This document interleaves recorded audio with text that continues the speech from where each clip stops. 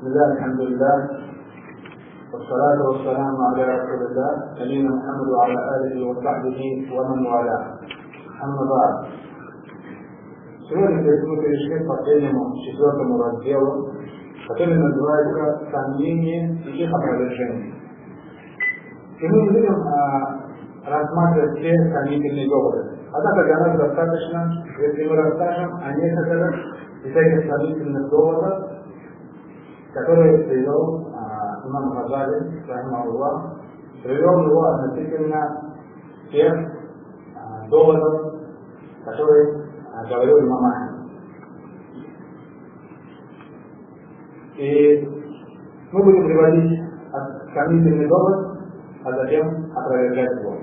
Однако вначале поговорим немного о прошедшем, и как сказал Шейх Самим, помню, что некоторые богословы, которые искажают смысл божественных качеств, опираются на сомнительные доводы.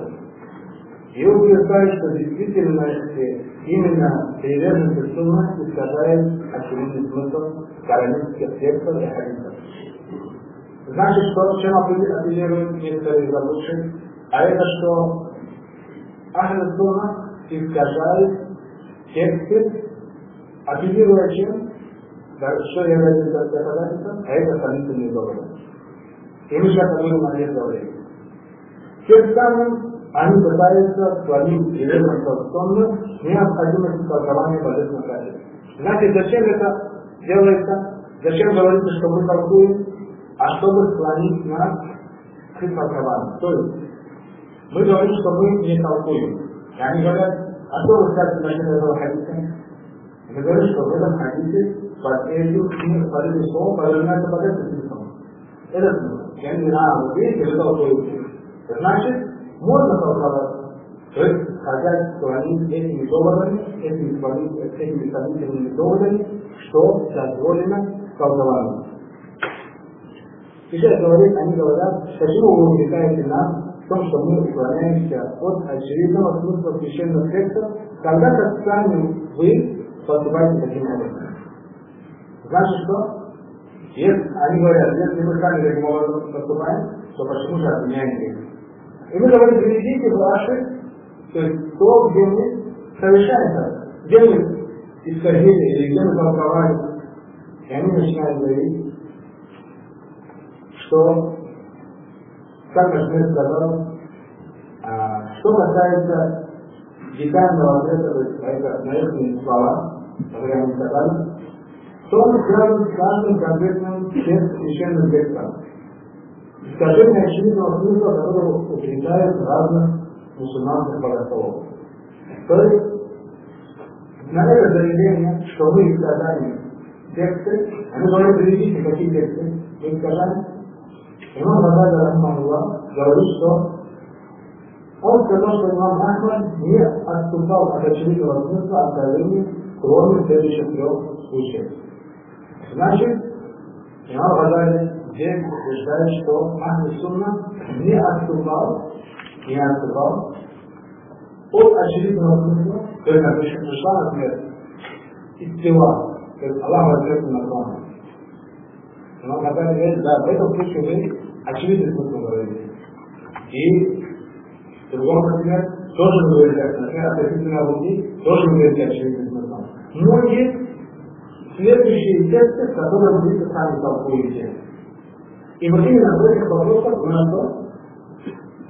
Пойдут, вот как бы здесь, считайте, что здесь есть я, и есть соперник, здесь пойдут как диспут относительно вот этот довод, который приводит имам Аль-Газали. Первый довод, который приводит имам Аль-Газали, а это что черный камень является инстинктом Аллаха на земле. То есть пришел хадис о том, что черный камень является инстинктом Аллаха на земле. Черный камень — это тот камень, который находится в Каабе. То есть все, наверное, знают, в Каабе есть черный камень, да? Все знают его. Иншаллах. И пришел хадис, что это является инстинктом Аллаха на земле. И они спрашивают, как же Аллах это понимает, что это инстинкт Аллаха? Мы говорим, нет. А что вы понимаете? Мы говорим, мы понимаем, что это так и так. Значит, вы толкуете. И на самом деле мы толкуем. Это первый довод. Второй довод, который нам разобрали, только на Махмеда, я чувствую дыхание милостивого по отношению. То есть, вот этот хадис, как вы понимаете, что посланник сказал, я чувствую дыхание Аллаха милостивого по отношению. Значит, у Аллаха в этом мире есть дыхание, и оно идет по отношению. Вы согласны? Вы этого нет? А как вы понимаете дыхание? Мы говорим, так и так. Значит, вы толкуете. И на самом деле, если же вы толкуете эти два хадиса, значит, можно не толковать, как говорили эти два пророка. Но на самом деле мы толкуем, или же у нас есть определенные аяты и хадисы, которые указывают нам на это. И здесь мы сейчас уясним относительно этих двух хадисов. Как же понимать? А тот, кто хочет более узнать, еще раз прочитает страницу 72 по законодательной книге, познает этот текст, может прочитать, и на шеф проводит более 10, по-моему, этих долларов, или около 10 долларов, которые приводят новые элементы, и затем опровергается на эти доллары. Мы же говорим некоторые элементы. Первое. Черный камень является десницей Аллаха на земле. Это на странице 72. Хадис, посланника саллаллаху алейхи ва саллям, что черный камень является десницей Аллаха на земле. Как же это понять? Первый вариант, а это то, что можно понять, что на самом деле на земле есть десница Аллаха, и это является черным камнем. А второе, сейчас мы знаем. То есть первое, Ахлю-Сунна отрицает. А второе, первое, то, что мы говорим. Во-первых, этот хадис является недостоверным. Что первое? Хадис, который вы приводите, мы говорим, что он недостоверный. И еще затем приводит его причину его недостоверности и говорит, что он недостоверен по мнению имама Хазма и других ученых. Но есть достоверное предание от Ибн Аббаса. То есть относительно хадиса посланника саллаллаху алейхи ва саллям, то он недостоверный. И он говорит, что не имеет слабости, достоверности, то есть ложным является хадис. А посланника саллаллаху алейхи ва саллям, этот хадис является ложным. Однако пришло от Ибн Аббаса, что не говорит, что это хадис.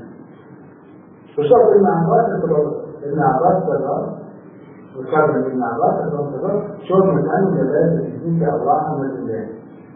Кто сожмет или поцелует, то дома сожмет и поцелует руку Аллаха.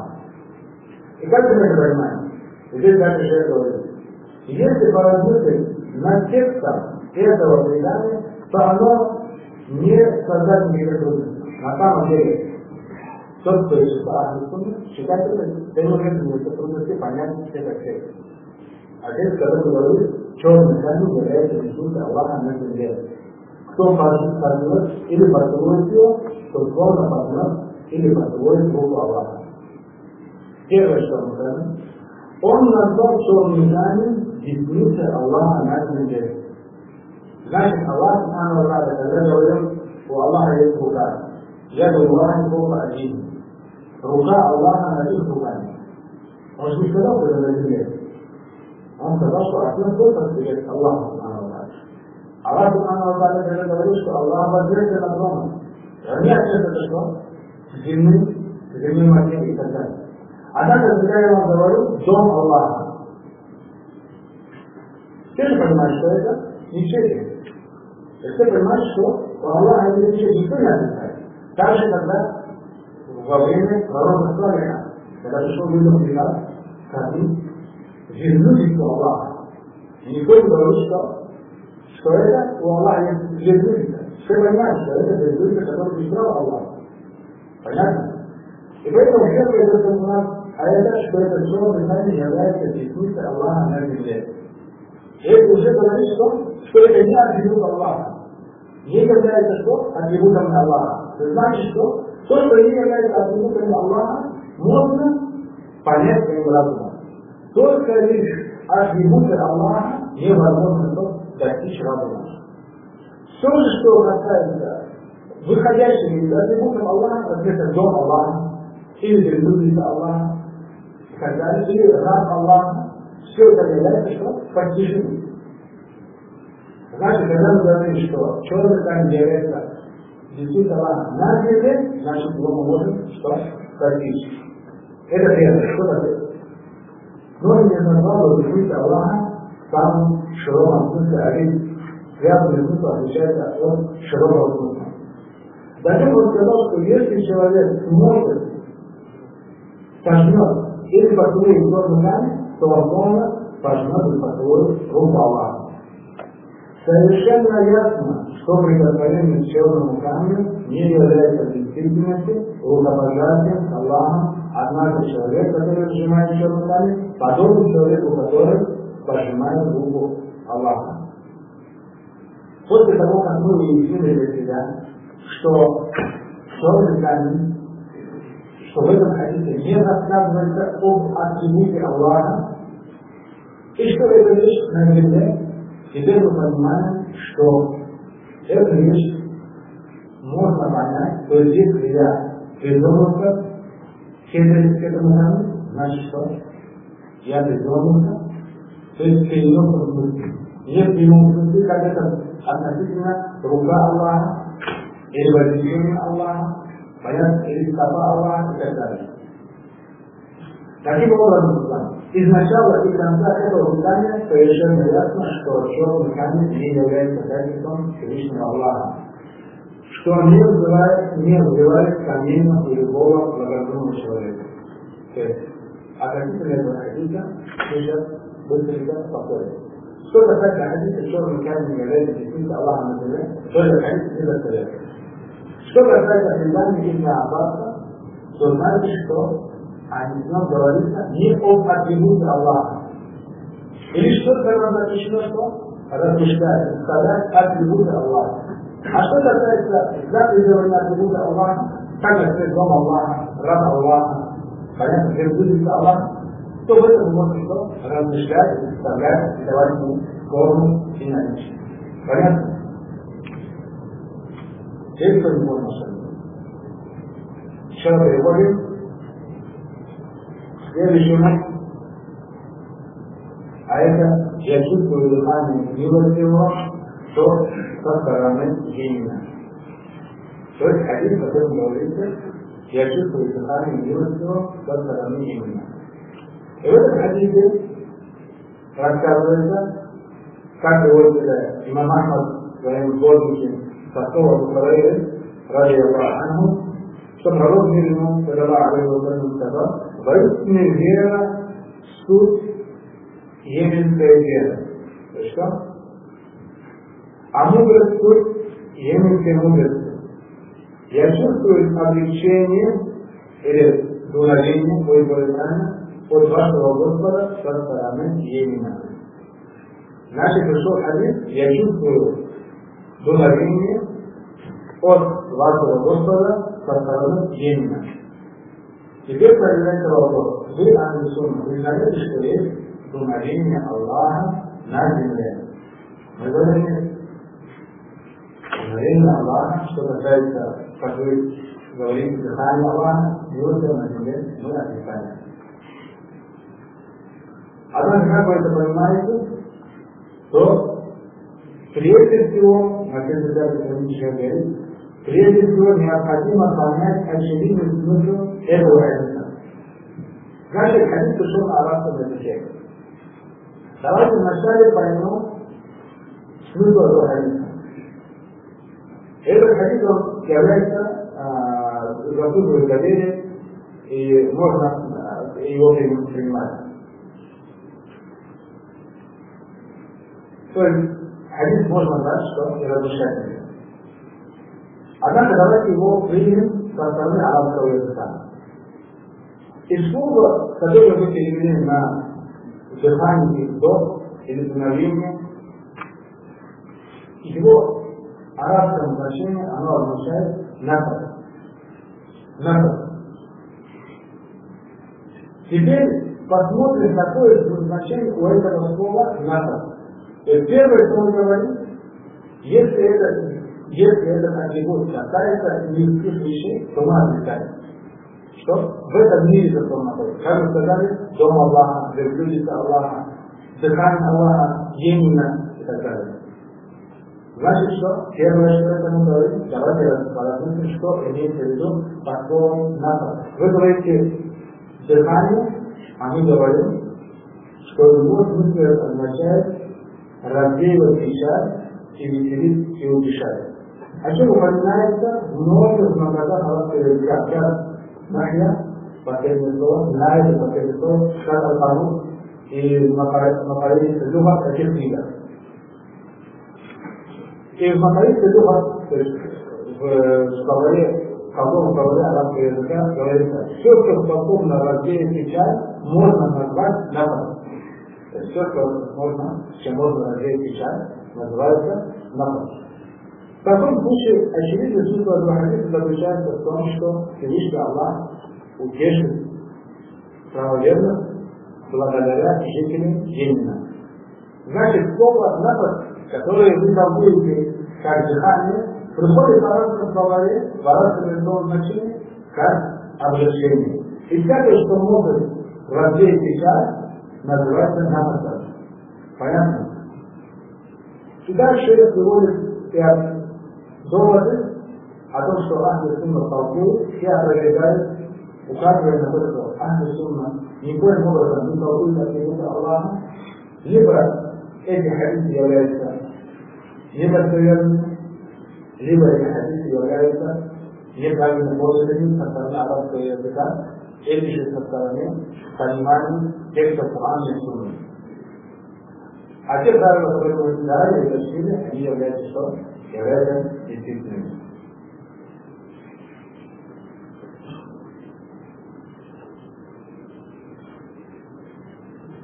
И в примечании на 87-й странице шейх говорит: помни, что первые мусульмане и ранние мусульманские богословы не считали присутствие Аллаха рядом с творением и ограничивается только божественным знанием. Он также заключается в том, что Аллах объемлет своих рабов слухом, зрением, могуществом, властью и другими божественными качествами. То есть, первые богословы что? Утверждали, что Аллах не находится среди своих творений, кроме как своим зрением, своим слухом и так далее. Но своим присутствием, что Аллах отрицал, что они находятся, что Аллах находится среди своих творений. И это шейх много описывает. Однако шейх однажды, и в этой книге на 90 странице, шейх делает две примечания. И здесь очень удивительный рассказ. Очень полезный удивительный рассказ относительно шейха Саимина Рахимахуллаха. Однажды шейх Саимина Рахимахуллаха на одном из уроков выразился словом, которое можно было воспринять двояко. То, что Аллах по-настоящему находится, то есть по-настоящему находится в своей реальности. И несколько его учеников Шахасамина пожаловали шейху Зубазу на это выражение. И шейх Зубаз, ознакомившись с этой жалобой, обратился к шейху Самину, чтобы он перепроверил данный урок. Шейх Самин рассказывает там это 90 страниц, вкратце я вам расскажу, как была суть этой истории. И шейх Самин, после того, как рассмотрел этот вопрос обратно, поблагодарил шейха Самина и своего ученика за то, что они его поправили. И начал распространять, что шейх ошибся в выражении этого слова. Выражение что? Этого слова. И что он неправильно выразился в слове, которое можно было понять двояко, и говорит, что я всегда отрицал, что Аллах своим присутствием может находиться, эти свои создания. Однако, в чем он? В том, если что человек узнает об ошибке, требующей, например, ученого, или же узнает, например, об ошибке, например, такого студента, то он не делает это для того, чтобы насмехаться, для того, чтобы высмеивать и так далее. Если этот человек искренний, который желает блага для ислама, он берет эту ошибку и доносит до более знающего человека. Или же доносит эту ошибку до самого того, кто ошибся. Если ученейший Рамзанина, он говорит, что Шейх Ибн Баз, на то, что Ибн Баз дал наставление Шарафани, чтобы он пересмотрел. И из хорошего нрава знающих людей, если до них донесли их ошибку, чтобы они перепроверили, не стояли на своем, например, грубо и тупо, а перепроверили на самом деле, что он говорит больше доказательств. И пересмотрели, и если на самом деле они ошиблись, чтобы донесли эту ошибку до тех людей, которые были его слушателями. Еще раз они начали это распространять, как в газетах, как Шейх говорит, мы опубликовали это в журнале «Ад-Дава», и так далее, мы опубликовали это на радио и так далее. То есть, что Шейх ошибся в выражении, и выразил словом, которое можно было понять двояко. Поэтому вот это и есть, что тавассул биль-хак. Говорит друг другу истину. Если я ошибся, чтобы донести до меня эту ошибку, я пересмотрел эту ошибку. И если я на самом деле это ошибся, чтобы я объявил людям, что я на самом деле ошибся. И донести до людей свою ошибку. Почему? Потому что эта ошибка либо я исправлю и донесу до людей либо в этом суде, либо что донесу его, буду нести за него ответ, что автор. И поэтому мы должны именно таким образом от наших ученых воспитываться. И в заключение Шейх говорит, нам стало, кто-то может спросить, нам стало ясно, что и сказать очевидный смысл божественных качеств неправильно. Однако хорошо известно, что ашаризм истолковывает подобным образом большинство божественных качеств. Неужели религиозный тот, который по некоторым сведениям придерживается 95% мусульман, являются неправильными? Значит что? После того, как человек ознакомится с этой книгой, он почувствует себя гарибом, гурабах, исчезал гурабах. И скажет, все люди убеждены, 95% убеждены в том, что мудрость Аллаха стремится Аллаха, и Аллах не может быть вознесен на Шимона, и что Аллах не принадлежит рука, и что это все надо толковать. И также среди этого большого количества я осталось на истине. Еще раз заметьте, что он говорит, дает что? Пояснение этому вопросу, который будет у читателя. В конце после того, как он знает истину, он найдет себя гарибом, чуждым среди всех остальных людей, которые заблуждаются в этом вопросе, и как говорят американцы, что 95% из всех мусульман, и Шейх Аль-Бани отвечает. Вкратце отвечу, что манхадж течение, который толкует атрибуты Аллаха, который называется Аль-Аш'ария, исторически она связана с ученым, которого зовут Абуль-Хасан Аль-Аш'ари. Этот ученый Абуль-Хасан Аль-Аш'ари 40 лет учился в му'тазилитской акиде. 40 лет он обучался в му'тазилитской акиде. Затем оставил, когда уже стал изучать идеи имама Ахмада, оставил эту акиду, му'тазилитскую акиду. И перешел акиду, которая называется Булярия. Набежала. То есть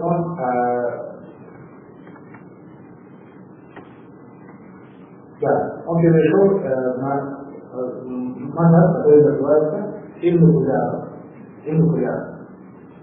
هذا ابن قدامة يمكن الشغل يروح فيه تقول من نقطة في الشغل من نقطة صورة أهل السنة والجماعة إيه نوجد في هذا الشغل إذا تذكر عقيدة فكرة الموارثة عقيدة إمام أبو موسى الأشعري إمام أبو موسى الأشعري فالإمام فيواصله وبشر منيبة نوع ابتداء خلاص الكتاب فاطمة فاطمة هي اجتماع الخلاص هي اجتماع ابتداء العقيدة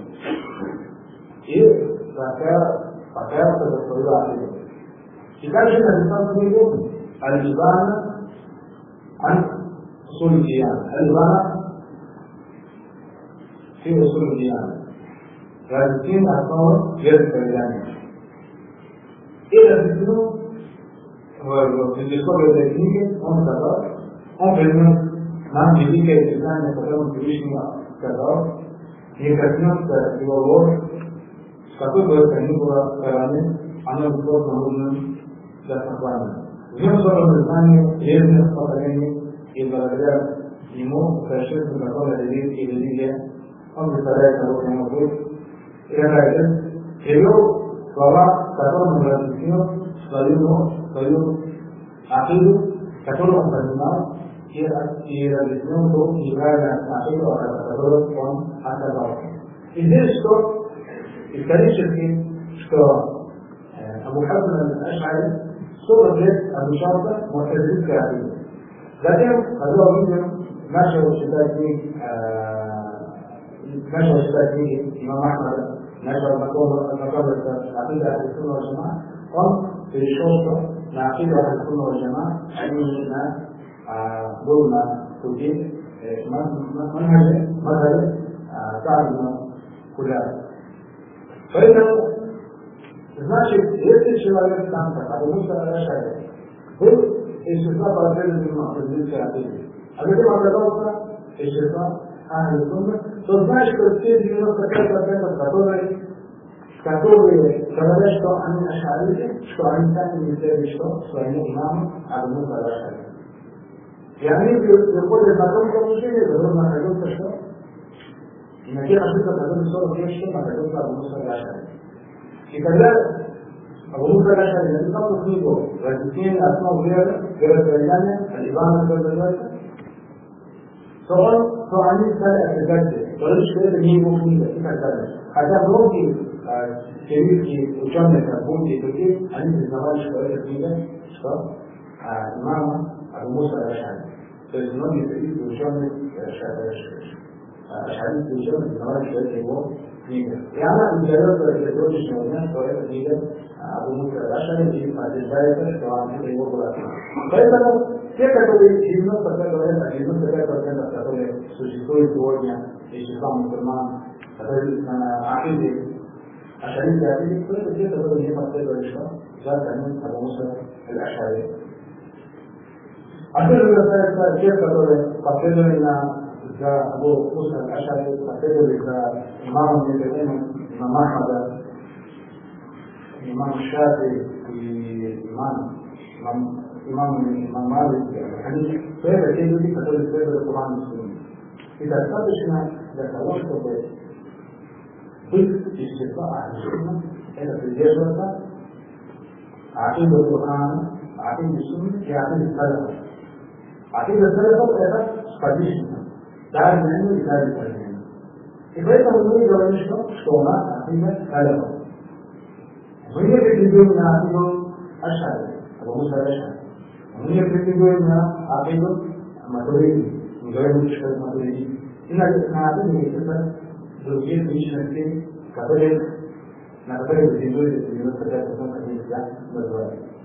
И альхамдулилля, даже если меньшинство, то посланник саллаллаху алейхи ва саллям, что обрадовал вести о том, что тупо Аллах. Те, которые находятся в войне, в которой птица, которая шьется одежда для обитателей рая, ширина которого 100 лет пути, как у нас, это дело посланник саллаллаху алейхи ва саллям, появляется радостная весть только для того, что чувствует. Даже будь нас меньшинство, но мы на акиде салафа, на акиде подвижников, на акиде табиина, и то, что для нас принесли, это является достаточно. И поэтому спорить с ними, вы можете просто сказать, что является вашим доводом из Корана, Сунны, понимание Корана и Сунны подвижниками, табиинами и табиинами. Вы никогда не найдете, что довода нет Корана, нет Сунны на понимание табиинов, на понимание подвижников, табиинами и табиинами. Только понимание, что Коран и Сунна, на понимание каких-либо философов или каких-либо ученых, которые заблудились в этом вопросе. И на этом, иншаллах, мы закончим. Конечно же, я признаю, что эта книга была трудной книгой, и книга была очень скучной, как я это вижу. И без каких-либо красивых историй, рассказов, которые люди тратят. Однако книга очень полезная. И очень советую приобрести и хотя бы раз прочитать эту книгу.